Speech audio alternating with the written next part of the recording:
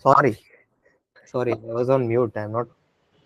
Uh, Sir, let's say 4 by 4 matrix. So it is I possible. I got the question. I got the question. I was just trying to speak, but I didn't realize that I was on mute. So you are asking that is it possible for a 4 cross 4 matrix to have a 5 length eigenvector? Yes, sir. No. Okay, sir. So one of the question of activity question, there's an option which is marked right. So that's why. Yeah, I understand that. So it's like 7 dimensional vector is given, right? Yes, sir.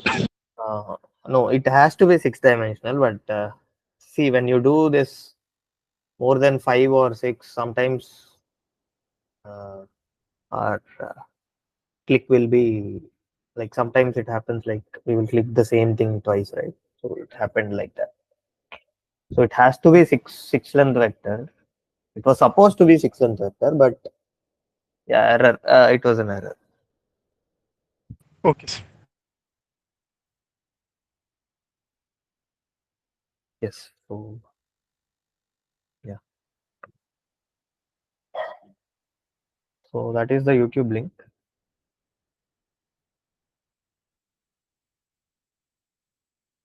Okay. Now tell me where shall we start? So I have come with a blank page. Okay. So blank black page. So you tell me where to start and what shall we discuss today? And yeah, the only constraint is we will discuss the concepts which are discussed in week 11. So after we are done with week 11, we can go back to week 10 or week 9.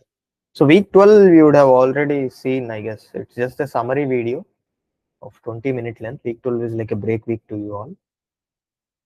So that video primarily focuses on all the concepts in math 2 so far discussed, and we emphasized few concepts which are pretty important and you have to definitely learn them and move forward from math 2 course. Okay, so it's an interesting video. Just if you got time, just have a look at it.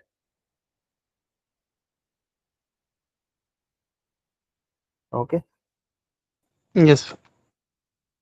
Yes, I see Gayatri, Prabhanjan, Satyam. I haven't gone through the videos, so should I watch this session later? Week 11 videos, is it? Yeah. Okay. What about Prabhanjan, Satyam? Yeah, I also not I go think, yeah. the week lectures. Okay. But the deadline is tomorrow, right? You are confident that your earlier assignments were all good and you wanted to skip week 11, is it? No, no, sir. I just didn't have time. Okay.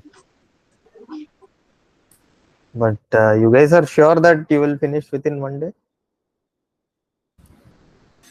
Don't know, sir. That's why we asked for an extension, but we didn't get it.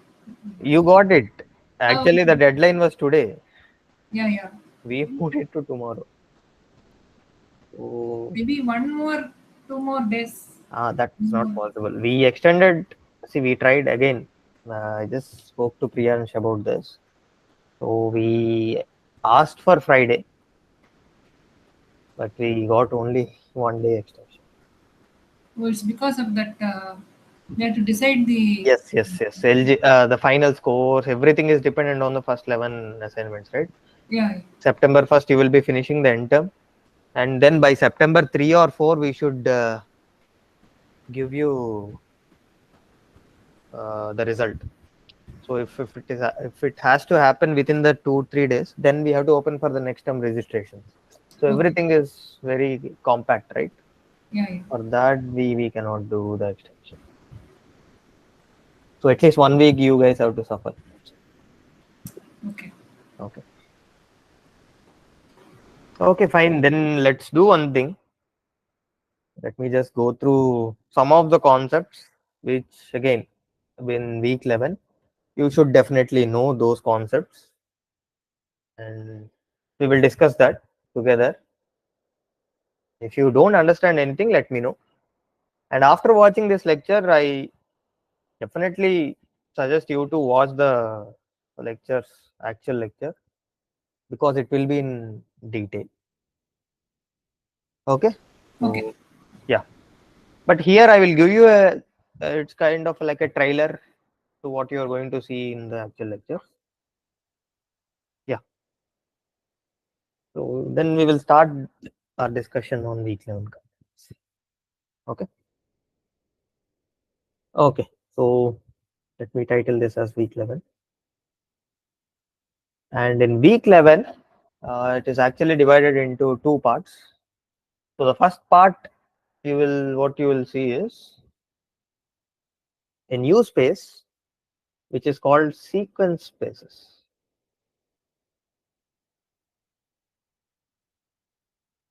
So far you would have seen R2 space, Rn space, and then we have also seen complex spaces, right? Then vector spaces. Vector spaces are something like with real number. If you extend your dimensionality, Rn, Cn, all these are vector spaces.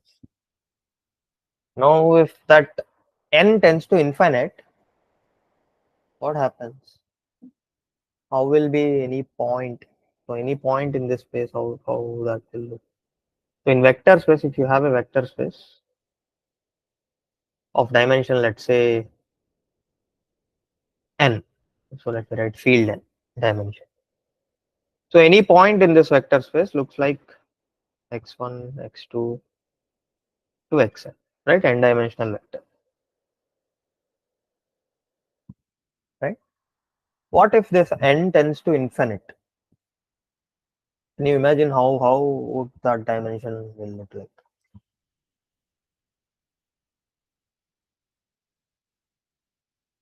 Not In possible. signals, we have been studying like if it's infinite, they just integrate it. Ha. So we are going towards that only. So we are going to connect towards signals. So what happens is these are not called sequence spaces, but as n tends to infinite, so the vectors will look like this. There is no stopping to this. So it will have an infinite length. Right? So these are called vectors. These are also called vectors, but vectors of infinite length. Right? So there is no stopping. So it will have infinite coordinates to it. Okay. And now you closely observe, so whatever the inside part within the open brackets, that is looking like a very well-known thing which you have studied earlier. So if you see something like this, what is the one thing that comes up to your mind? X4 and so on.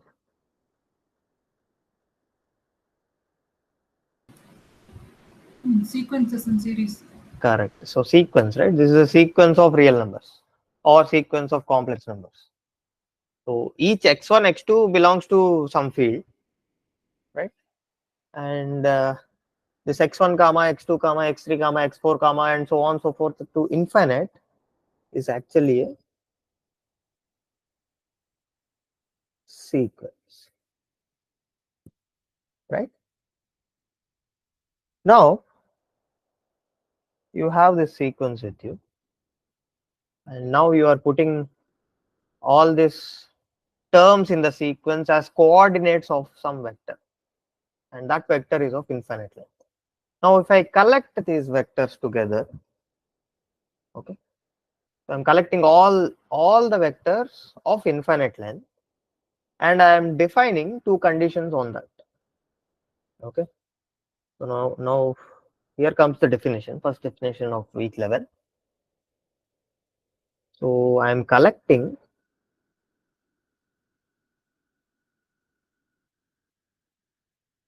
all the sequences, or let me put this way, all the vectors of infinite length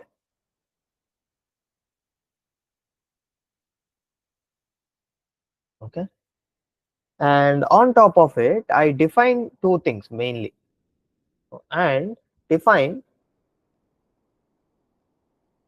what are the two things that we define for vector spaces. One is the addition of two vectors and scaling of a vector. It's like linear combination of vectors. We do linear combinations of vectors right there. So just like that, we define an addition between two infinite vectors as like this. So you have an infinite vector, first infinite vector, and you have another infinite vector. Now the addition is defined like this. So now if I have to add these two infinite length vectors together and call it as a plus b, then what we do is basically what we have done for Rn, we will do the same thing for this. No changes.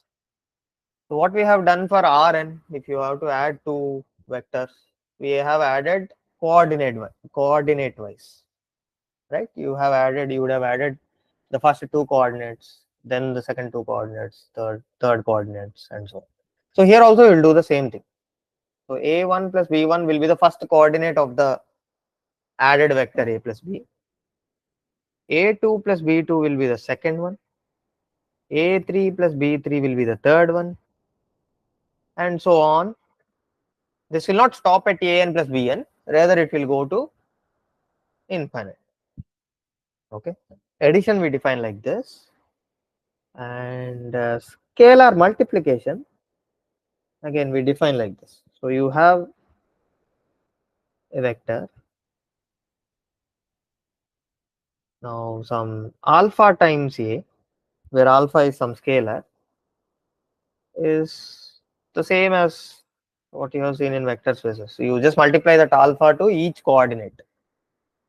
So it will be alpha a1, alpha a2, alpha a3, and so on.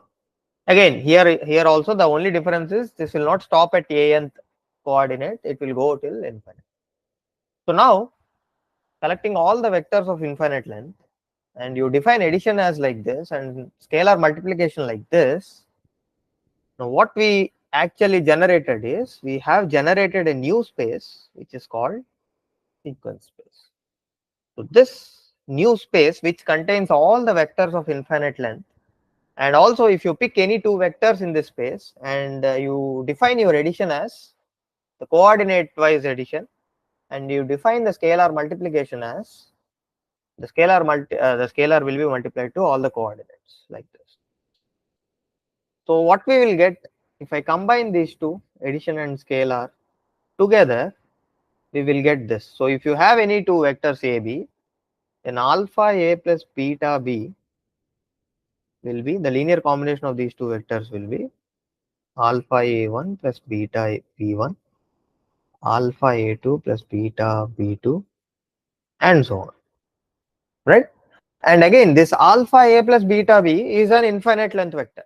So this will also be in that space. So that therefore that is called as a space, and in particular it is named as sequence space. So this space is named or called as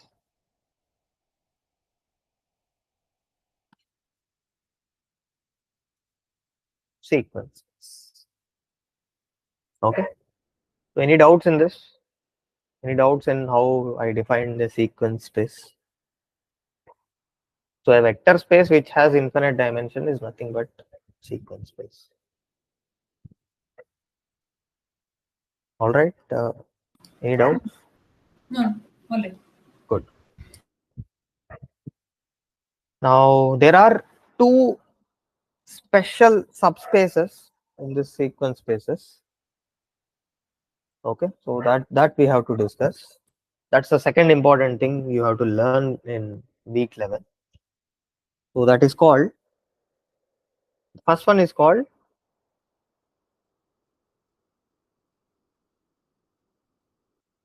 sequence space, which is L2 space. We also call it as L2 space. Okay, so this is a sequence space with some more constraints. That's it. So this is a sequence space. That means it contains an infinite length vectors, but it will also satisfy some further conditions in order to be an L2 space. Let me write this in this way.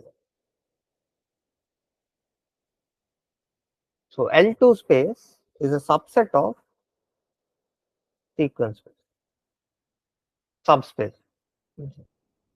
Okay, so L2 space, this is a subspace of sequence space.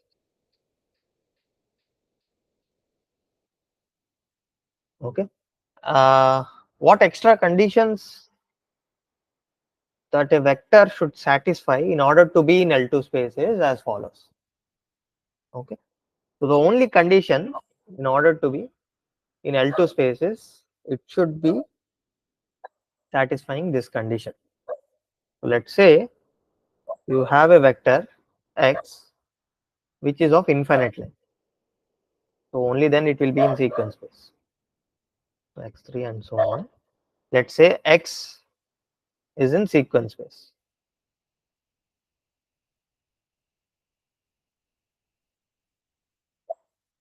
And on top of it, and the extra condition comes now. The modulo square of the coordinate values. Okay, so this goes till infinite. This sum, so this becomes a series now, some sort of series. This should converge, or this converges. Converges meaning this sum should be a finite value, so it should be less than some infinite. Okay, let me put that in a bracket. So less than infinite, or we, in other words, technically we call it as this series converging.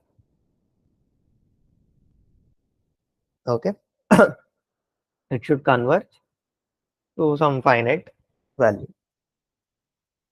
Then all the x, so all the vectors of this which satisfies this condition will belong to, or this is the thing. So the set of all x that satisfies, let me call this as equation 1, that satisfies 1. So I'm saying the set. So this is a set again.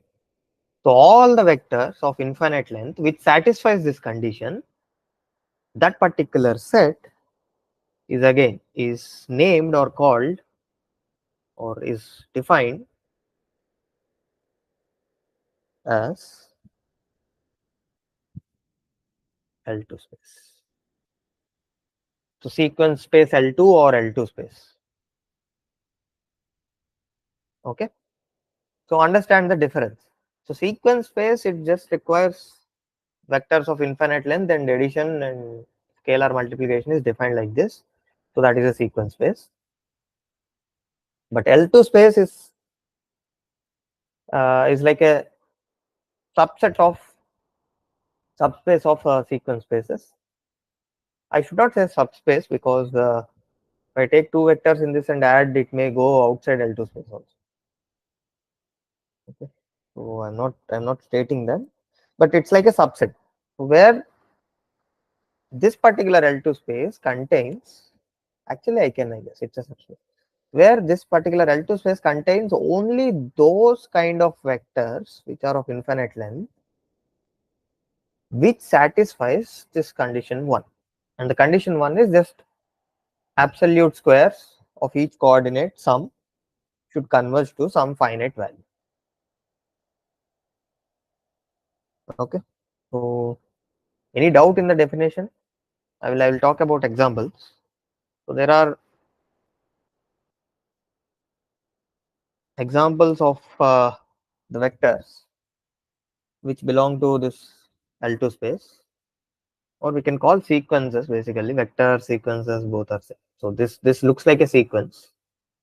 This X you represent it as a vector, both are almost same. If you consider this vector 1 half 1 by 4, or 1 for our easy understanding 1 root 2 root 4 root 8 root 16 and so on. Okay, so you take this this example, this vector. So this is an infinite length vector. Now in order to classify whether this will belong to L2 or does not belongs to L2, we have to check one condition. The condition is we have to check this 1 modulo square plus 1 by root 2 square plus 1 by root 4 square. So you take each coordinate value and square it, absolute square it, plus 1 by root 16 square and so on. So this should converge to some real number. And this is like 1 plus 1 by 2 plus 1 by 4 plus 1 by 8 plus 1 by 16, because the square root and square will get cancelled. 1 by 32 and so on. Does this series sound familiar to us?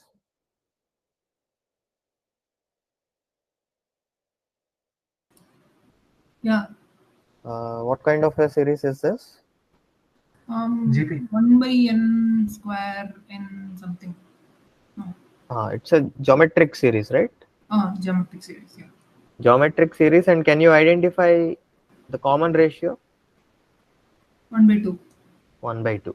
And we know that this geometric series, if the common ratio is less than 1, then this will converge, and it will converge to 1 by 1 minus the common ratio. Correct?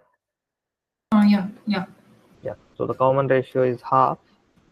And if I simplify this, I will get 2. And I know that 2 is a finite value. Right? This is less than infinite. So once the condition, so the condition is getting satisfied, right? So the square absolute square of each coordinate sum is actually converging to finite real value, which is less than infinite. Correct? So therefore, this particular vector or the sequence is satisfying this particular condition. If it is satisfying, then this vector will belong to L2 space. Okay. So this vector will belong to L2 space. And similarly, I can generate an example which does not belongs to this. I think you can straight away guess the example. This is the easiest example. So you see this vector, this is also an infinite length vector. Can you quickly say that will this belong to L2 or does not belong to L2? With proof. No, it does not. Because It will not belong to L2. Yeah. Yeah, because the condition that we have to check is the absolute value of each coordinate squares and their sums, corresponding sums. So if I just consider this, looks like sum of squares of natural numbers till infinite. And I know that the sum of natural numbers to infinite itself is an infinite value. this will also approach to plus infinite. So therefore, this condition 1 is not getting satisfied, which implies that this particular vector, infinite length vector, does not belong to L2 space. Okay. So yeah, maybe one exercise for you guys. So you have to conclude whether this will belong to L2 or not.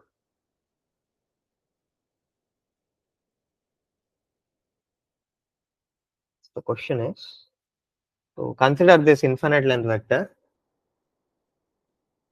Let me label it as V. Question is V belong to L2?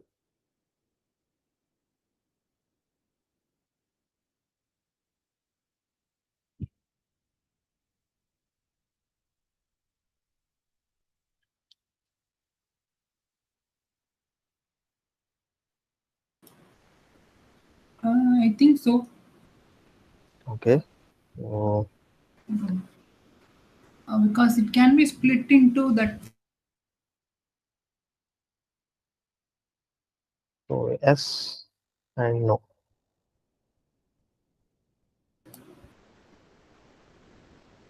So one of you said yes. One vote for yes.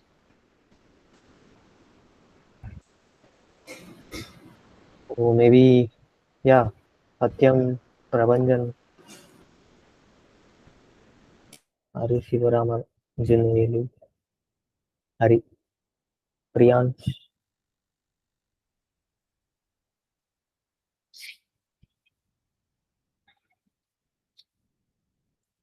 So you just have to check this condition.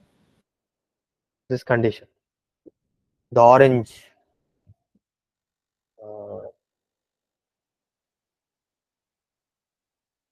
Orange condition. Sir, the given series is not converges for so highs. So then, No, what can we conclude? no. Who said this? Sorry, Sir, the Priyansh. series is not Okay. converges and it does not lie in L2 space. Okay, Priyansh says no. Satyam, Prabhanjan, Hari, do you have any input? You can also guess random guesses. Just Yeah, yes or no. it may converge, I think. Yeah. Okay, Prabhanjan says yes. Yeah, Satyam.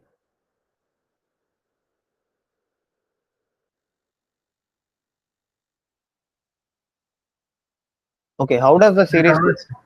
It will converge. Okay, Hari says converges. Okay, so majority says yes. Let's see. So what is the how will the series look when the condition, if I impose the condition and try to solve it? So 1 plus 1 by 2 plus 1 by 3, 1 by 4. Correct. Very good. So the condition I have to check is whether this 1 plus 1 by 2 plus 1 by 3 plus 1 by 4 plus 1 by 5 and so on converges or not. So, Yes, it is converges. Just something. oh, now Priyansh also says it will converge. Okay.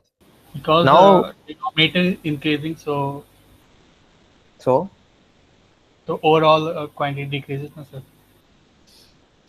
okay. But we I have a one. But think we have a one. So it may be not converges. okay. I think all of you guys should go back to math one and Sir, I guess it will diverge. No, yeah, I remember sir saying you about this. remember? Yeah. So this is an, can you name this? Harmonic series. Harmonic series. Good, Satyam. So this is 1 by n series, which is also called as harmonic series. And there is a famous theorem which says harmonic series is not convergent.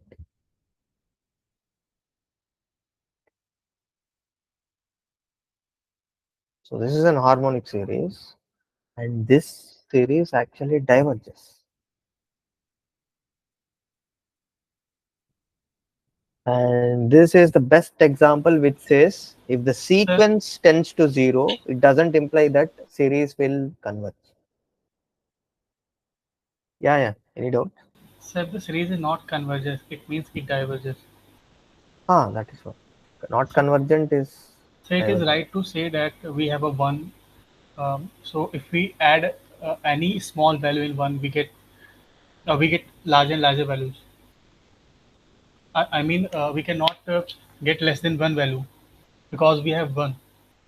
No, that's wrong. That is not correct. See, this particular example, you have 1 already, but this particular series actually converges. Okay, so nothing to do with if it is greater than 1, then definitely it goes to infinite. Yes. Okay, so yeah, look it up. This was actually proven in one of your Math 1 lectures. Total lecture is dedicated on this, and you can also search it online. This particular series actually diverges, and this is the best example where this sequence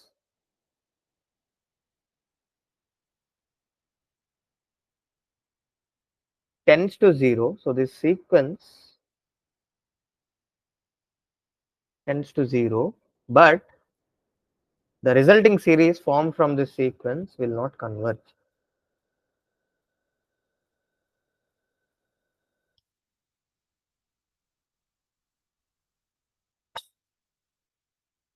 Okay,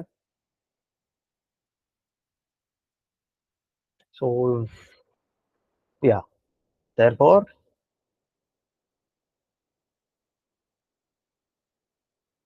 answer should be no.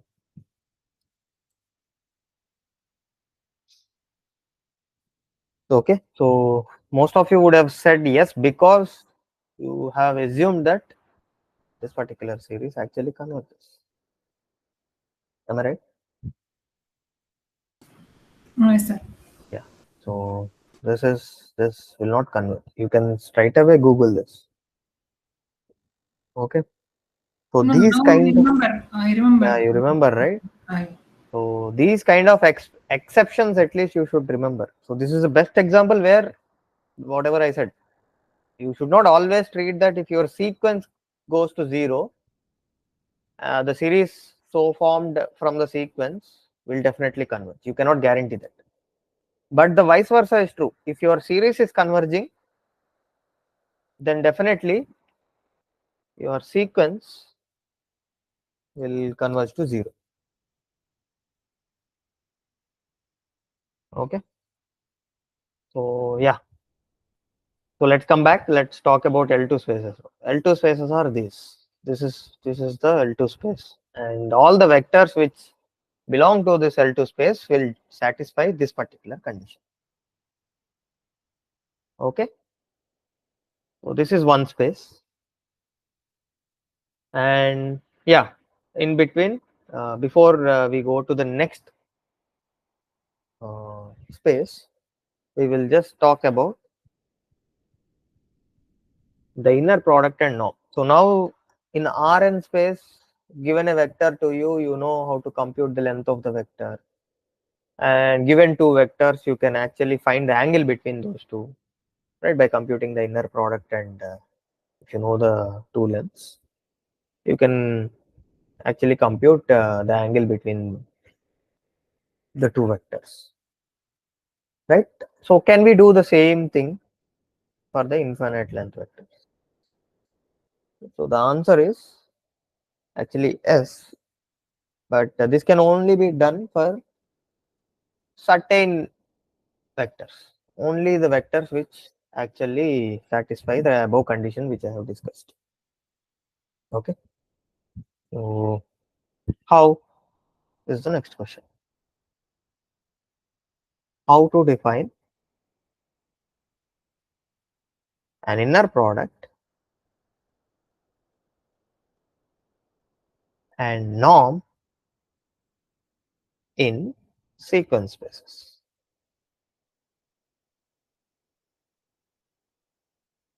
Okay.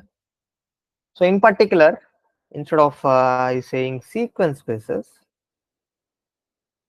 if I say L2 space, this would make things more clear, and we will also get a satisfactory feeling. Okay, we will get satisfied if it is stocked in L2 spaces. Okay, so yeah, so let's talk in L2 spaces first, and then see whether this can be, whether this will work for all the vectors of infinite length. Okay, so if I say L2 space, one thing I am guaranteed. What am I guaranteed? So I'm guaranteed that if I have any x that is belonging to this L2 space, and which is of this form, then one thing I am guaranteed that the absolute value, the absolute coordinate value square and their sum is actually finite value. Correct? This I am guaranteed. Now taking this, let's define the inner product and the norm for a vector and an inner product between two vectors in L2 space. Okay, so let's just quickly recall what we had done for our for Fn spaces. Quickly recall for Fn space. So if I have two vectors xy in Fn and x, let me take AB, where A is some A1, A2, A3 to AN, and B as a B1, B2, B3, and so on Bn. So how did I define the norm of A?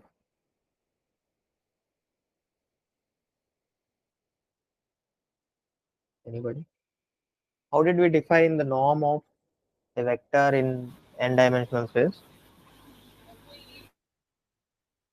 or norm square? So what is the norm square? Vector A upon magnitude of A. Okay, let's talk about inner product first, then come to norm. Norm is defined from inner product, right? So let's talk about inner product. So how did we define the inner product? Let's say this is complex.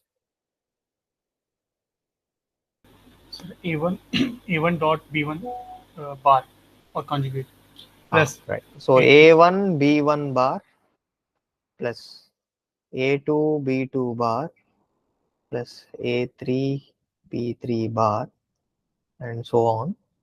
Finally, we have AN BN bar. Correct?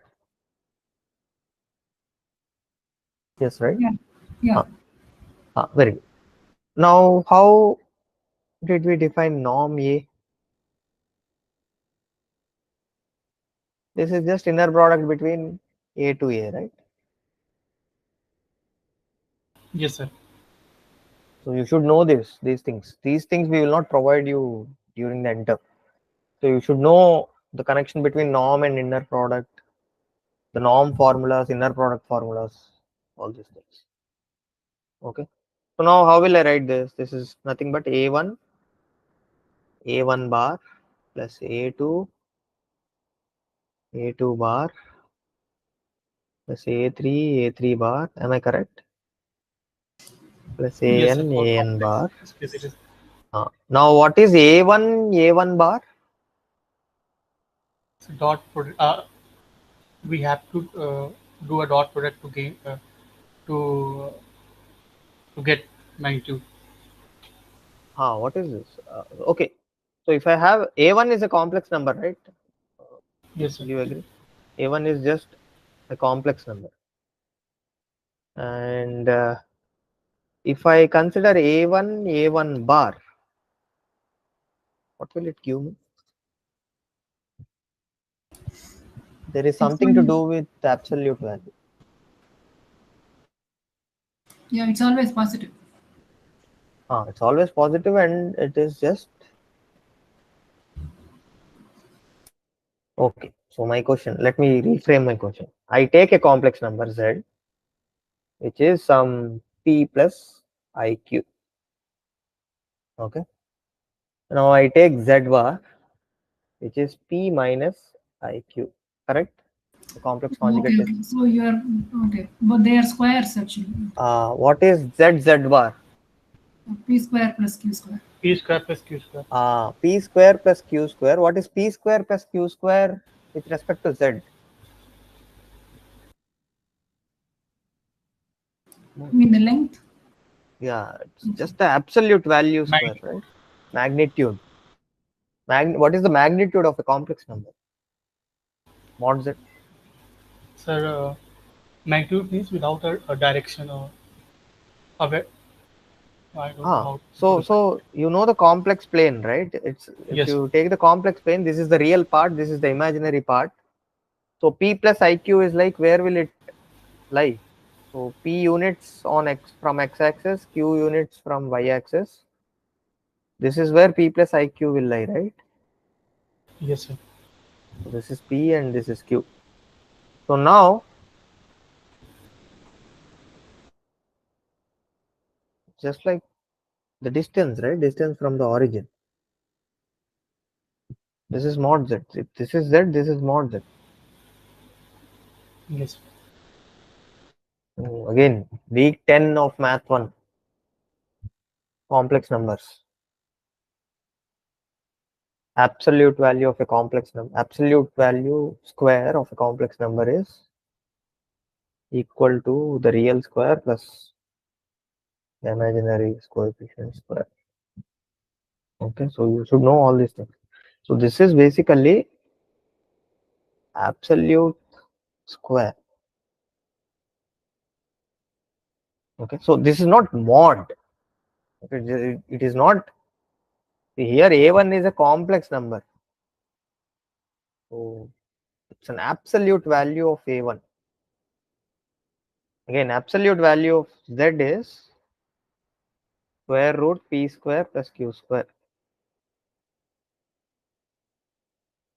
Okay, so you definitely, you guys have to definitely brush up complex numbers again. Okay, so this will become absolute value of a1 square plus absolute value of a2 square plus absolute value of a3 square and so on plus absolute value of an square. So this will be the norm square. Okay, and in n dimensional space, we definitely know that it is just the sum of n terms, and we know that this is a finite value for sure, right? Because all the terms will have some value, Yes. and if you add finite number of terms, it will just give you some real value, correct? Some value. So this is finite, and even here also it is just absolute squares of n terms, which here again it is finite. As long as it is finite, we are happy. So inner product and norm we can define happily. So the extension of this, if I have to talk about the same norm and inner product on L2 spaces, as long as I am sure that this happens, these two things happen. Okay, so the if I compute the inner product and if I define the inner product like this, and even though it doesn't stop at nth term and it goes till infinite, but if I am sure that but the infinite sum is actually converging, even here the absolute value square sum, even though it doesn't stop at n, if it goes till infinite, if I am sure that this converges, then we will get norm value as some real value, some value, finite value. Even the inner product is also some finite value, right? So as long as we can guarantee these two things, I can actually define the inner product and norm for infinite length vectors. So the definition goes like this. So inner product and the norm in L2 spaces. Okay, so you consider two infinite length vectors in L2. Okay, so x and y, y1, y2, and so on. Now I define the inner product between x, y as, I take same x1, multiply it with y1's conjugate, plus x2, multiply it with y2's conjugate, x3, multiply it with y3's conjugate, and so on. This time this will not stop at nth term, this will go till infinite. Okay, and the only thing I should be sure is whether this converges or not. Okay, and to our surprise, if you pick any two vectors in L2 space, we know something about L2 spaces, right? What we know? We know that this should be converged. this and also this y1 plus y2 plus y3 and so on, both of them will converge. Converge in the sense this sum and this sum will be finite value. And there are some theoretical proofs which tells us that even the product like x1 y1 bar is kind of involving the first two terms, first coordinates of the two vectors, right? And x2 y2's conjugate will give us the connection or the values that are involved in the second coordinates of the two vectors, right? So if you consider this sum, then even for this sum also it will converge. So this will also converge if the two vectors are from L2 space. Okay, so think about this. There is a theoretical proof. I think in the lecture also professor has proved this. And similarly, I can talk about the norm. So if I write down the norm, what will happen? x1 x1 bar, x2 x2 bar, x3 x3 bar, and so on. And this is nothing but absolute value of x1 square plus absolute value of x2 square plus absolute value of x3 square and so on. And we know that if x is coming from L2 space, this particular sum will converge. Right? That is what I have written here also. This we know, this we have to prove, but this can be proven. So it is guaranteed that the inner product and the norm, even though the vectors are infinite length, but as long as they are in the L2 space, it is guaranteed that inner product and norm can be defined just like the same way we defined for Fn spaces. Okay, so there is no change. The only change is it will not stop at nth term, rather it will go to infinite terms. You will have infinite terms. Even though it has infinite terms, the sum can be, using our series knowledge, convergence knowledge, we can write this sum as a real number. Even this sum also as a real. Okay, so any doubts? No, sir.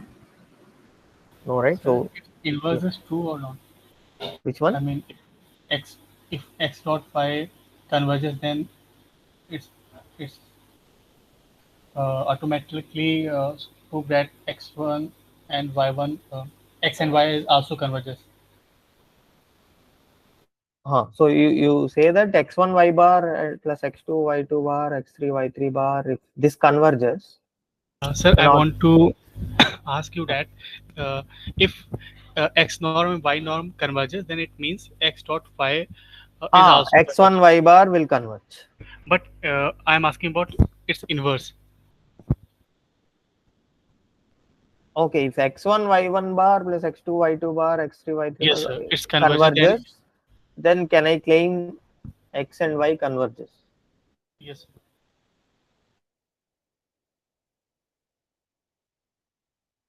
No.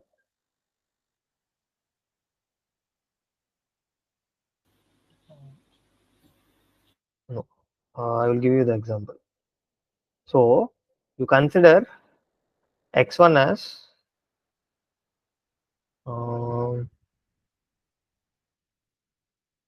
consider x1 as 2, 4, 8, 16, 32.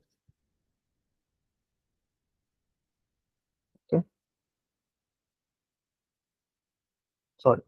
Consider 1, 2, 4, 8, 16 and so on. And y as 1, 1 by 4, 1 by 16, 1 by 64 and so on. Okay. So you see inner product xy is 1 plus 2 times 1 by 4 plus 4 times 1 by 16 plus 8 times 1 by 64 plus and so on. So this is like 1 plus 1 by 2 plus 1 by 4 plus 1 by 8 plus and so on. So this actually converges, right? This is just a geometric series, but this will converge. This will also converge, whereas this will not converge. Yes, got it. Okay. So, yeah. Good question.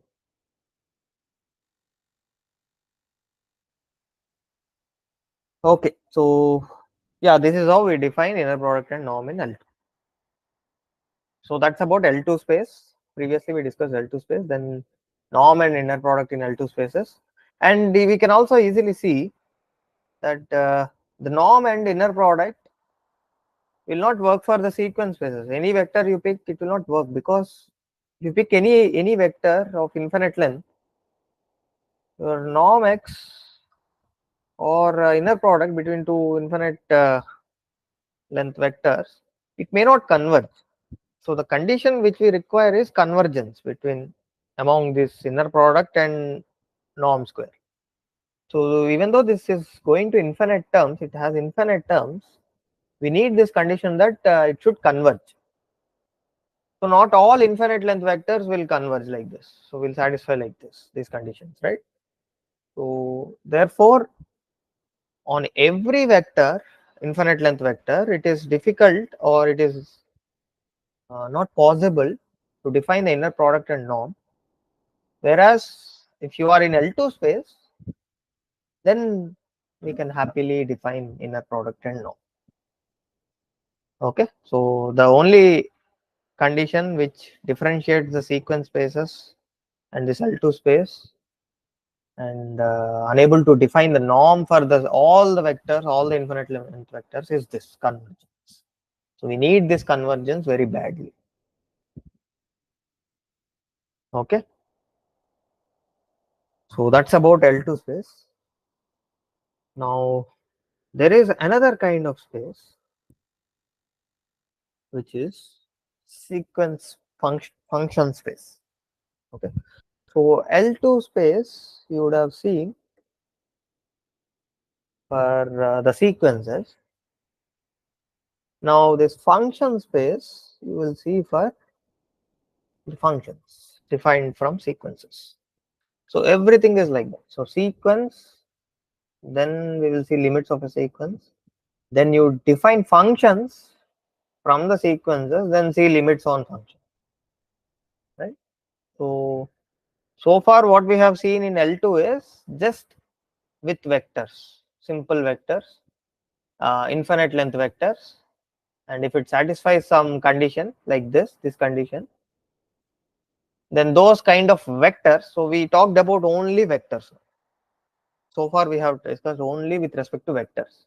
So a vector of infinite length satisfying this condition, and you collect all the set of vectors which satisfies this condition, that particular space is called L2 space. Okay. So now we define functions on this vector. So now a vector goes into this function and out comes a real value or a complex value. So these are called function spaces, and you would have seen this function spaces. So you would have heard this function space earlier weeks also, right? Functional. You would have heard about functional. What is Yes. functional? An n to 1. So it outputs a real value or a complex value.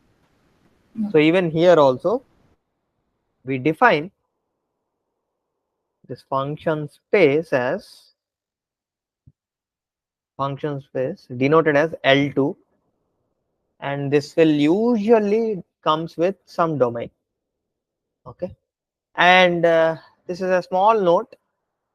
So sometimes it is simply represented as L2 without any domain given here. So then what should you assume? Or in general, if the domain is not given, what you should take? You should consider from minus infinite to infinite. Okay. So if it is not given anything, simply L2 is given. L2 is given, then it is equivalent to L2 defined in all from minus infinite to plus infinite. But what is this function space is? So this function space contains, so it is actually a set of all functions. So all functions f of x, and this f of x is defined from, as I denoted it, is the domain from A to B. So A to B to a real value or a complex value. Okay. So complex within contains reals. So we can write it complex. So this function space actually contains all the functions which are defined within this interval, and again the function's output is basically a complex value. And as I said, it is a function space. It should satisfy some conditions, right? You should not consider all the functions that are possible. So the condition is to set off all functions such that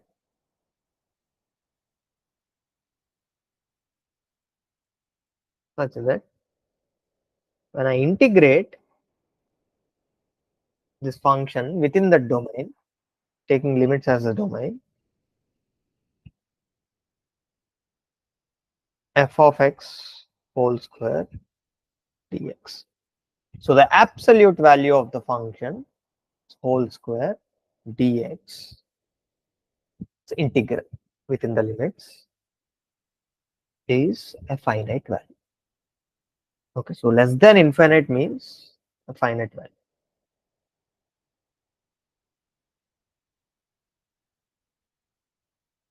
Okay, so what exactly is this? So you have the function, you take the function, and you take the absolute value of the function square, and then you integrate it from the boundary points. So you have an interval AB, you integrate it from A to B, you consider the absolute value of the function square.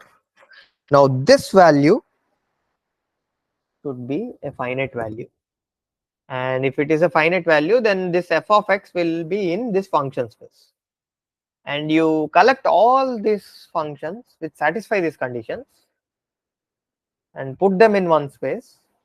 That space is called function space. Okay, so there are function spaces defined within a domain, and if I change the domain, that function space might change. What I mean is L2 of 0, 1 is different from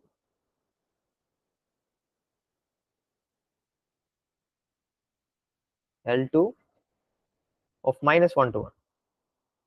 Okay, so this is a function space which contains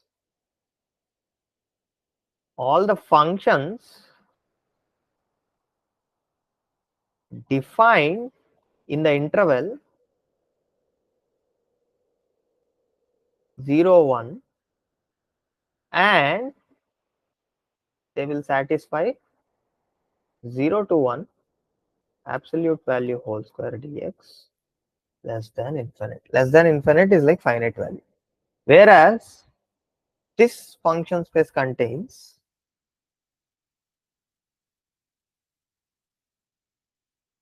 all the functions defined in the interval -1 to 1 and also this condition holds true in this case. So both of them are different. Therefore, this domain also plays a role. Okay, so be careful about this domain. Okay, so any doubt in this, the definition? Sir, Yeah. if the function in domain -1 to 1 is less than infinite or belongs to L2 space, then it should also belongs to L2 space in the domain of 0 to 1. Because 0, Okay. So you say that within -1 to 1, if a function is belonging to this space, then it should belong to this space. yes, sir, because 0 and 1 is also lies between -1 to 1. Correct, correct, correct. So some function spaces are subsets of each other, some are supersets of each other. Yeah, you are correct. Yes, sir. Okay. Okay, sir. So yeah, let's see some examples. Then we will get much more clarity on the function spaces.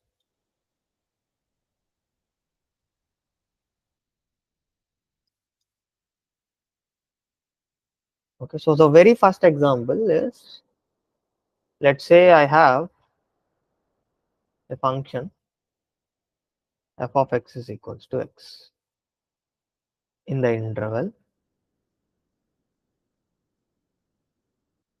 0. So what do you think? The question is f of x, this function belongs to L2 0, 1.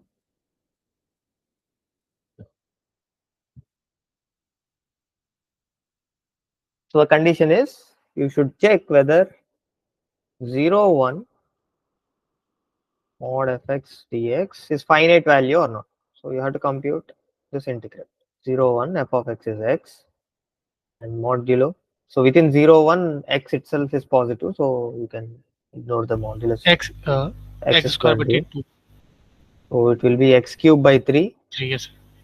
and 1 0. If I substitute, I am getting a value 1 by 3, and this 1 by 3 is finite. So what can I conclude? So f of x actually belongs to this L2 space 0. But if I consider the same function f of x, let's say 2, in the interval 0 to infinite, then is f of x belong to, or no need to find this interval also.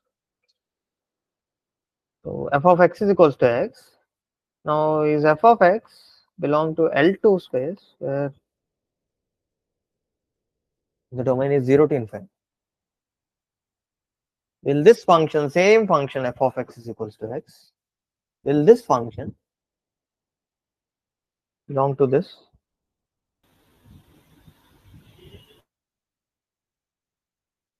Yeah, you just have to check. So the limits will change now. Instead of 0, 1, it will be 0 to infinite. So if you take 0 to infinite, what will happen?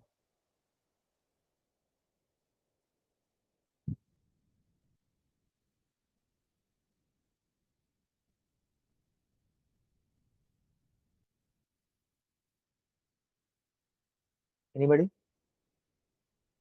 What, sir?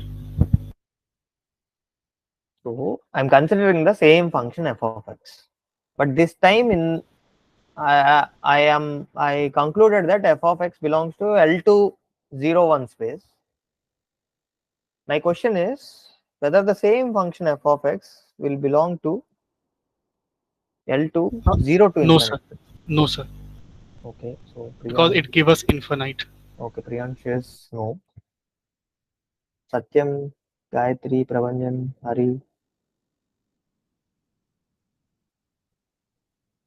So this is the problem. So if very few people are joining the session, then I can actually call out with names.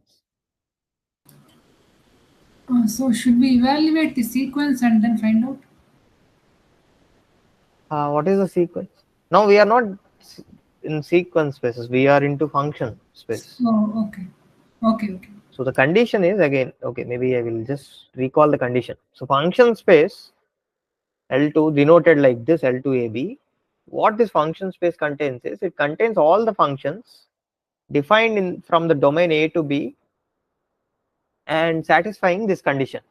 So the condition is within the limits A to B integral absolute value of the function f of x square dx is a finite value. So if it is a finite value, then that particular function will belong to this function space, and you collect all the functions that satisfies this condition, and that space, so form the set is called as the function space. Okay. So Then, as Priyansh told, this is infinite. so because the condition you have to check is now the domain is 0 to infinite, the limits are 0 to infinite, absolute value of f of x whole square dx. So this is 0 to infinite, absolute value f of x is x, so mod x square dx.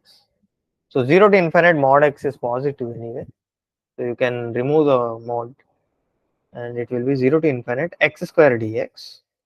So this will be x cube by 3, infinite 0. So this will go to infinite. So if this is going to infinite, then this condition is not satisfied. If this condition is not satisfied, then the resulting function will not belong to that space. Therefore, this will not belong. Okay. So yeah, maybe I can understand that this is lot to take within this 1 hour or 1.5 hour. Maybe we can have some small break of 5 minutes. Or No, maybe sir. more. It's okay. We'll continue, sir. Shall I continue or Yeah, we can do you continue, guys sir. need a break? Continuous. Continue. Okay. Anybody need break? Okay. Okay, then let me continue. And maybe I will continue with a question. Now tell me whether this function, now t is the independent variable, x is the dependent variable. So x of t is defined like this. Now my question is x of t belong to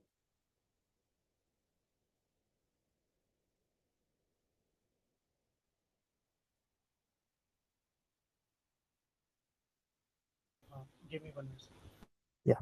So No, sir. you can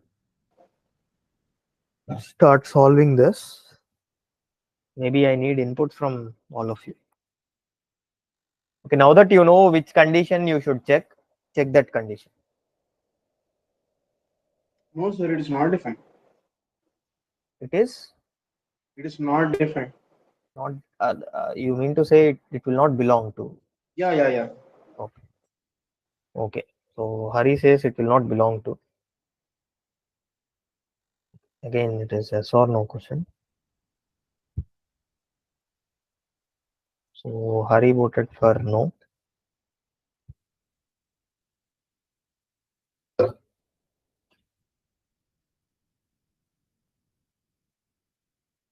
Sir, it is because it gives us Oh, -2. Priyansh says it is.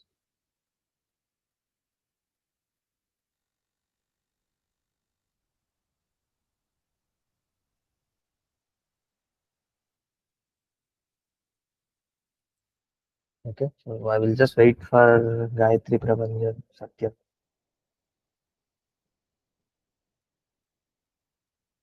Yeah, it will be yes actually. Prabhanjan also says yes. Yes. Okay. Gayatri also says yes. So based on the past data, okay, previous questions, do not jump onto the option which was chosen by the most. Okay, so we have seen that earlier. It doesn't mean that now you have to choose no, Satyam. Okay, No, sir. whatever you Not feel, belongs to. huh? I Sir, actually, still not it belongs is undefined. to. It is not defined. Okay, okay, fine. Let's do this.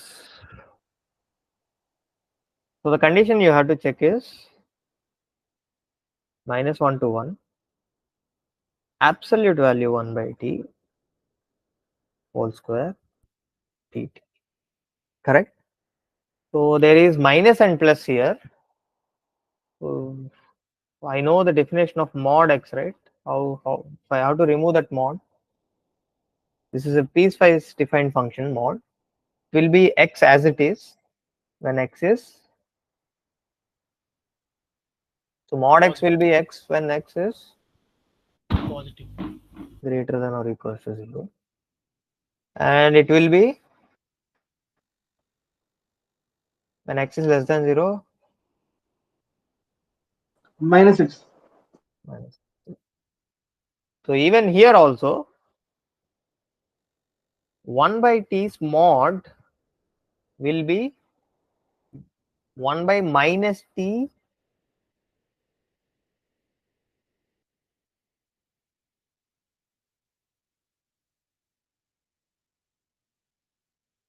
whole square dt, but anyway it is just squaring it, so it doesn't make too much of difference. But if it is not square, just be careful about this mod.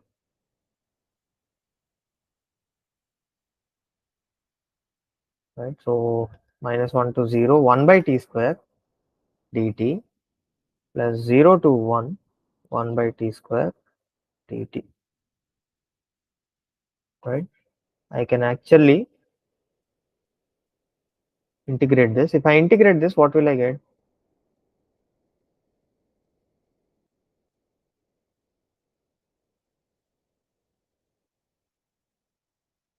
-1 by t Yes, sir. and 0 minus 1 plus -1 by t 1 0. Right, so you start observing that this will go 1 minus limit, so this is 0 minus, this is 0 plus. Okay, because at 0 it will not be defined, 1 by t will not be defined at 0. Right, and if you know the graph at 1 by t, it will just blow up. Right, just right side to 0, it will just blow to infinite. Correct? Answer.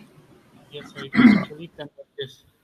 So or you can do this. This is actually -1 to 1, 1 by t square dt.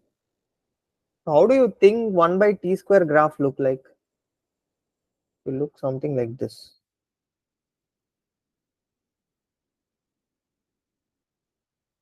Right? Yeah. 1 by t square. It's not 1 by t, 1 by t square. And as they come closer to 0, this will not end. This will go to infinite. And what exactly is integration? What exactly it captures from the Area, graph? Area under the curve. area under the curve. So as this goes to infinite, the area under this curve is actually will tend to 0. 0. No, it will tend to infinity. This yellow region. So this yellow region, this will not stop. This will go as they come closer and closer to 0. This will peak up, still peak up. It will just go to infinite. Okay. So the yellow region will be tending to infinite. So from there also, from graphical knowledge also, we can say that this will tend to infinite. Or if you see here, this will be like minus of limit t tends to 0 minus 1 by t, right? So this is like 1 plus limit t tends to 0 plus 0 minus 1 by t. So what will happen to this? This just blows up, right?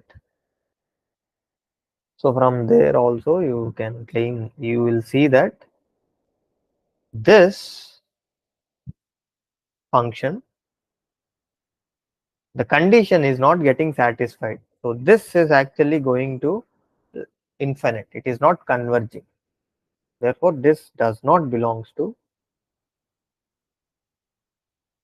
so this x of t does not belong to L2 minus 1, 1. Okay. So you need some intuitions also. So if math is not helping with this intuition, so you can actually guess this. Okay.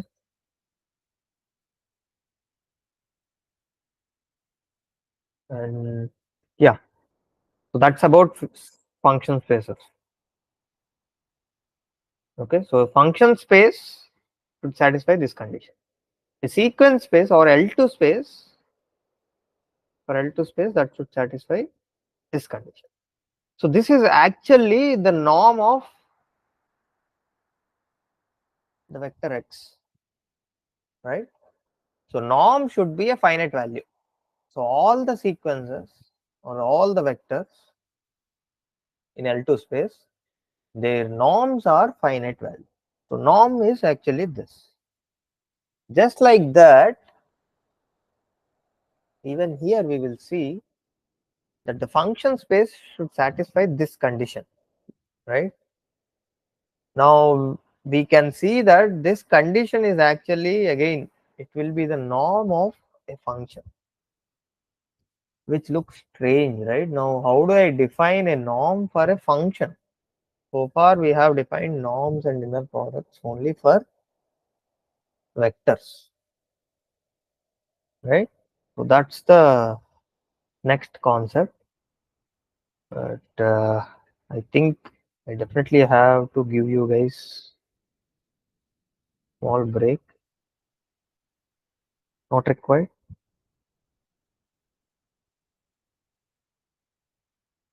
Shall I proceed? Yes, sir. Okay. So the next thing which we are going to discuss is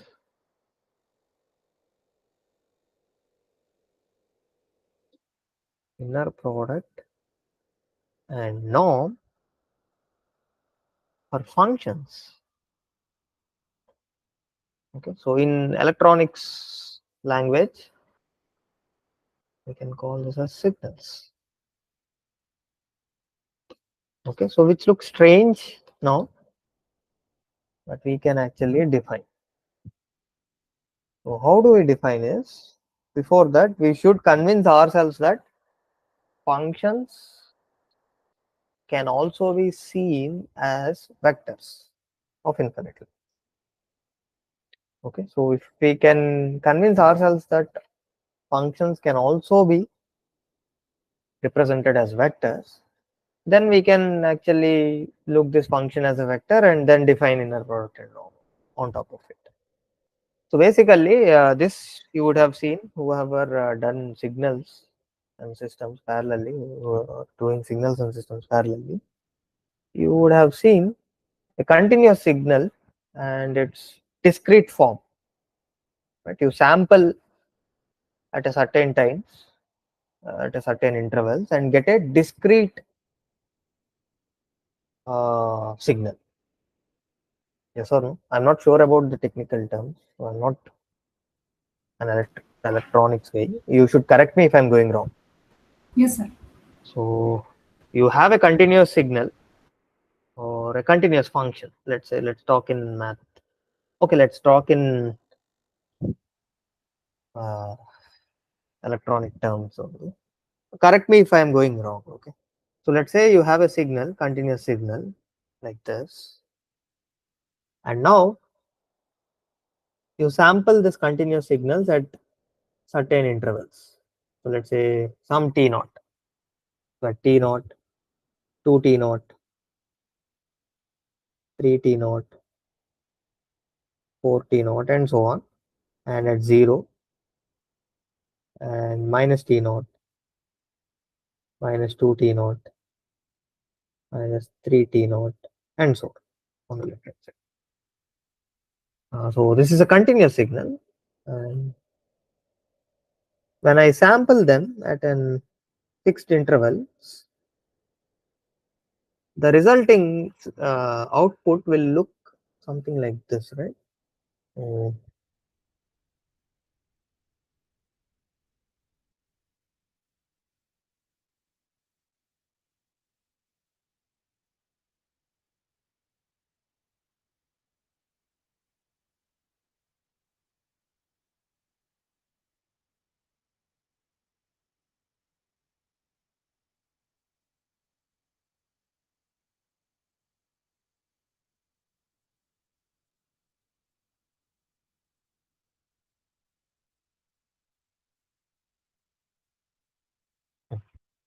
something,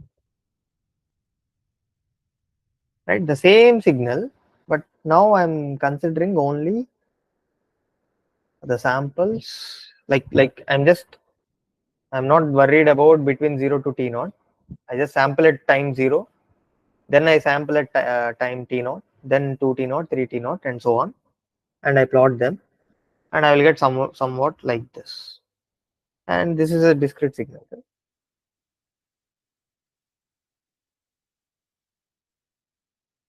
Or a digital signal. Yes, sir.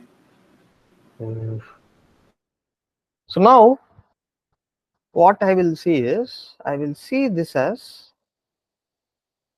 a vector. So this is a function xt. Okay, so this is a function xt defined for all t, minus infinity to plus infinity. Whereas this is 0, t naught, 2 t naught, 3 t naught, 4 t naught, 5 t naught, minus t naught, minus 2 t naught, minus 3 t naught, minus 4 t naught. So this is like, this is x of 0,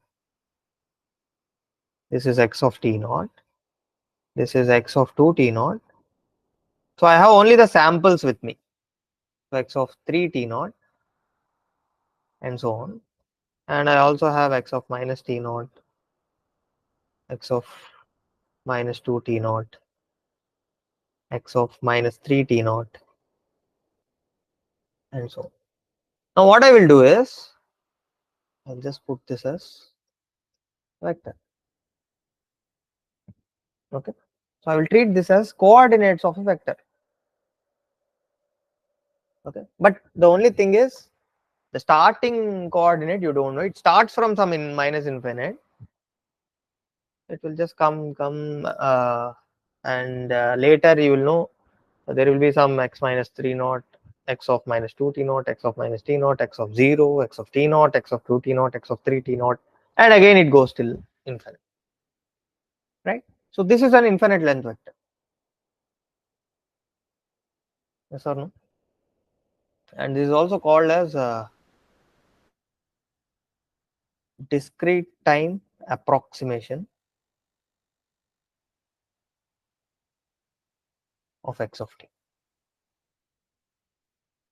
Okay, so you are not considering the whole function x of t, whereas you are considering the function values at a certain points, and then the function value at each point will act as a coordinate of your vector, and you sample this infinite times. So if you sample n samples, so if you just sample, if you have n samples, it is a vector of length n. Whereas if you sample infinite samples, it will generate you an infinite length vector. And if you pick this t naught as small as possible, your approximation would be as better as possible. Right? If you choose t naught to be as close to 0, then you will get samples which are almost continuous, and you can better approximate your initial signal x of t. Correct? Yes, sir. So now instead of thinking x of t as a function now or a signal, we treat x of t as this vector, and both are almost approximations to each other. So x of t now approximated as a vector which is sampled in equal intervals. In this particular course, we will just sample at equal intervals. So like this, x of 2t naught, x of 3t naught, and so on. Okay, so now x of t, this is a function. This is a function or a signal. Right, on the right hand side, you see an infinite length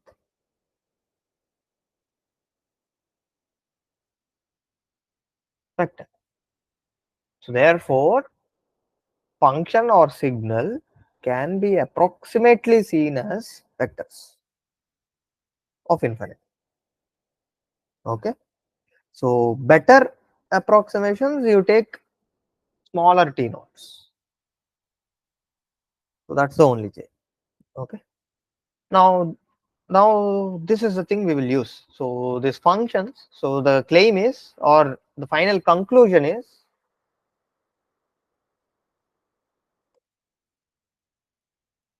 functions or the signals can be thought as vectors, can be treated as vectors, can be treated as vectors, right? Instead of a vector, we consider the function. Everything will be defined just like the way we defined for vectors. Now instead of sequence space there, we will have now function space. Sequence space contains all the sequences, infinite sequences and so on. Function space will contain functions, all the functions. And we can add two functions, we can subtract two functions, we can multiply a function. Okay, so everything we can do just like vectors. So if you have two functions, x of t, y of t, then we can add, addition will work like x of t plus y of t, and the scalar multiplication will work like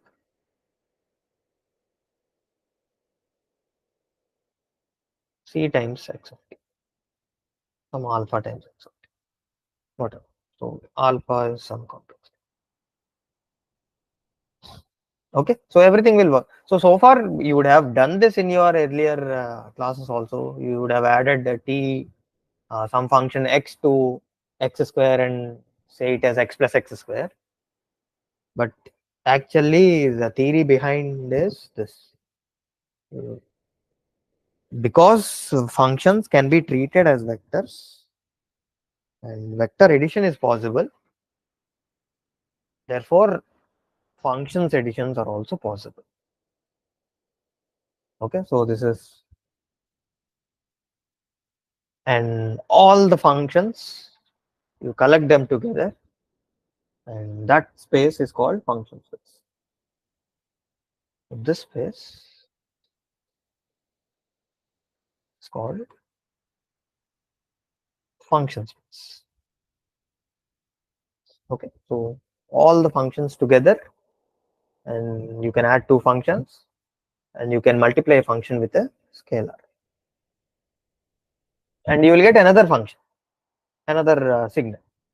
Okay, so that is function space. Okay, so this is function space, and in particular, I have discussed this earlier itself. If with an extra condition, with this extra condition, if the function satisfies, then this will sit in L2, capital L2 AB space. Okay, so this capital L2 AB is a subset of the function space. Okay, so Okay. far okay. Yeah, now can I define inner product and norm for two functions?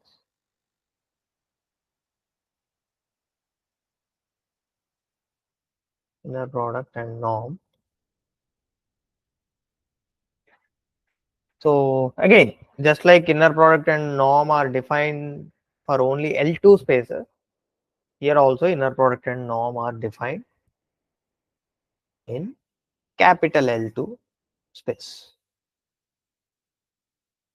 Okay, so I'm just writing AB. A can be minus infinite, B can be plus infinite, or any other real values also. Okay, so inner product and norm in L2 space. So if I say L2 space, capital L2 space, then all the functions that belong to this space should satisfy certain condition, one condition. So let me write that condition.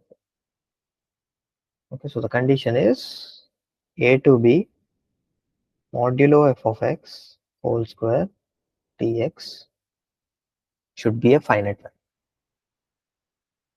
Right, that's the condition in order to be in L2 space. Now let's define the inner product between two functions x of t and y of t. So x of t and y of t belongs to this L2 AB. Now the inner product between x and y is defined like this. So it is the continuous integration is also nothing but the continuous summation. Right? It's a continuous summation from A to B. You consider this x of t times y of t's whole conjugate dt. So in discrete case, we have summation, whereas x of t is continuous here. This is continuous. So it's, if I say x of t is defined between -1 to 1, then you will have all the values that are between -1 to 1, right? X. So it's like continuously you have to add. So therefore integration comes into the picture. So you have to integrate from A to B. X of t times y t's conjugate dt is inner product.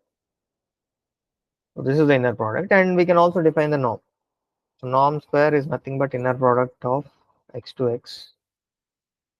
This is A to B xt times xt's conjugate dt. So this will just be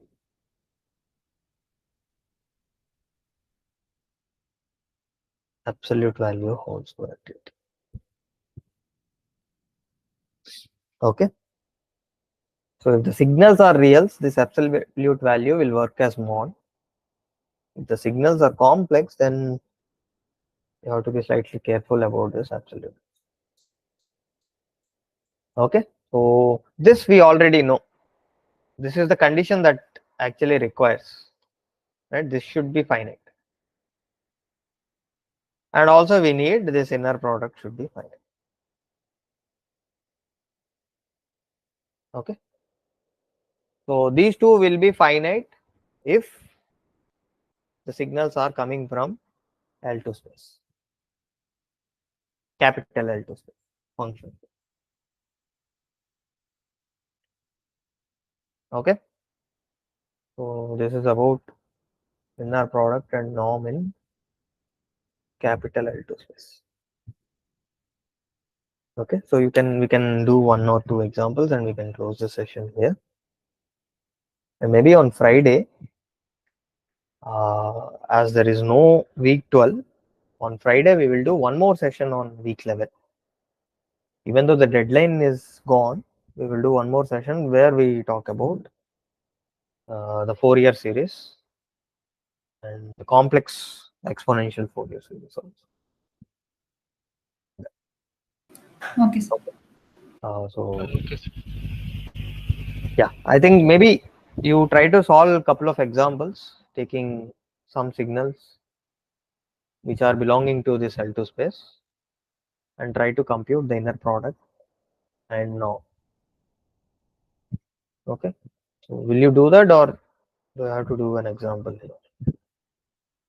Sir, I will try to solve some activity question. Okay. So what about others? Will you guys try doing an example or shall I show I one will example? try it, sir.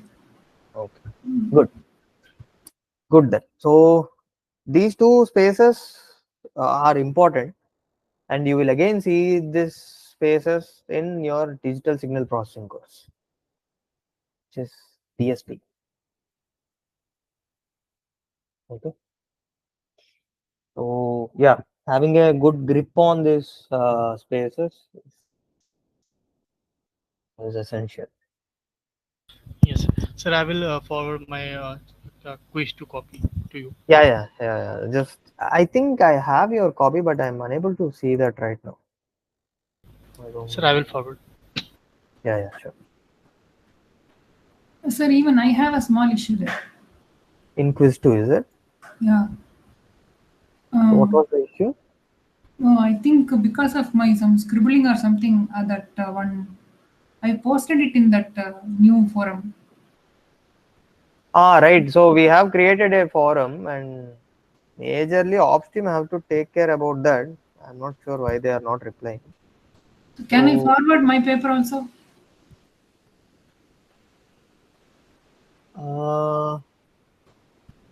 did I do the correction? I'm not sure.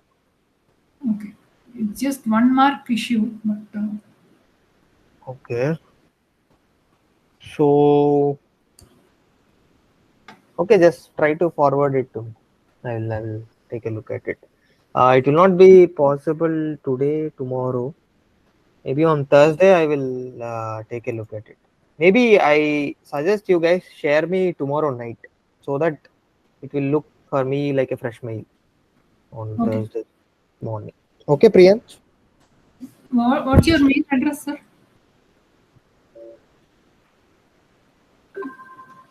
I think most of you have it, right? Like, okay, anyway.